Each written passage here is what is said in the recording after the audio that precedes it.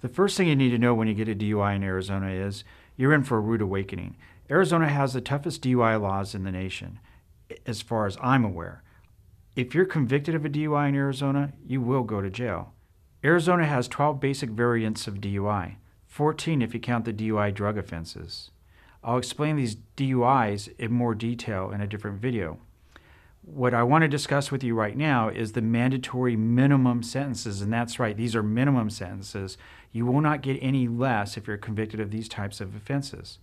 One of these DUIs has a minimum sentence of 6 months. 2 require mandatory prison. That's right, you heard me right, prison, not jail. So 2 of those would require mandatory prison. One has a minimum of 4 months jail. Another has a minimum of 45 days jail. 4 have a minimum of 30 days in jail. That's 1 month in jail for a minimum sentence. 2 have a minimum of 1 day, and 1 can be any of the above except for mandatory prison. Also, if you're convicted, your driver's license will be suspended.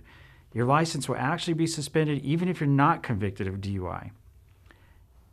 In addition to the penalties I just mentioned, you'll also be required to get an ignition interlock device put on your vehicle. You'll have to have that on your vehicle for a minimum of 1 year and up to 18 months in some other cases. You'll also be required to take alcohol classes, pay fines, and costs for your jail incarceration. So I'll go into these fines in more detail in a different video, but understand we're talking thousands of dollars, and I'm unaware of any fine for a DUI that is below $1,000. So you need to become knowledgeable about the penalties, because that will help you make the right decisions regarding your fate.